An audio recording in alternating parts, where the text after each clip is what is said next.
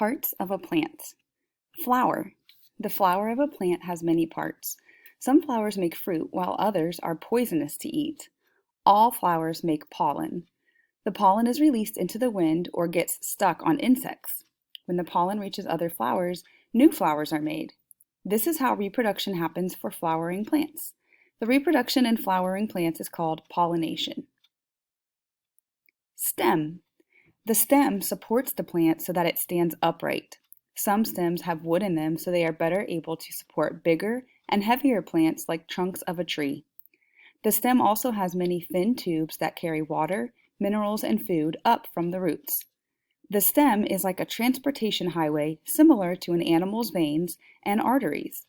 Without the stem, the flower and leaves would not have the nutrients or water they need to accomplish their functions. Leaves. Most of the plant's food is made in its leaves. The leaves soak up the sunlight and use water and carbon dioxide to make sugar, food for plants, and oxygen. The plant keeps the sugar and releases the oxygen through stomatas. Stomatas look like many little mouths that work like our mouths by opening and closing to exchange oxygen and carbon dioxide. This process of making sugar, plant food, and oxygen is called photosynthesis. Roots. The roots of a plant are usually underground. Roots soak up water, vitamins, and minerals from the soil so that a plant has plenty of food and nutrients. Roots also help anchor the plant in the soil so that it doesn't fall over.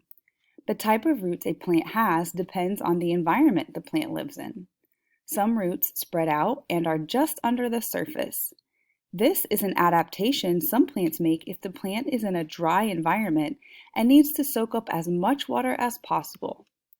On the other hand, others grow long tap roots to go deep into the soil because they live in environments with a lot of wind or erosion and need to be tightly anchored in the ground. Fruit. The fruit has seeds in it that the plant uses as an adaptation to spread its offspring or seeds. Some are sweet and fleshy because the seeds are intended to be eaten by an animal and go through the digestive system and be pooped out. Some fruit is adapted not to be fleshy or sweet so that animals won't touch them. This way, it is left alone and can fall to the ground. The fruit decomposes and the seed is left with material to feed off of and thrive.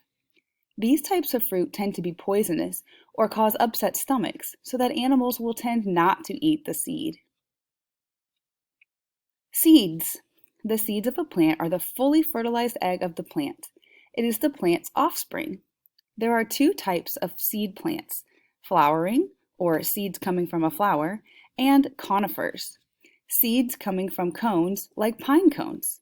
The seeds are released and fall to the ground to germinate and grow into new plants.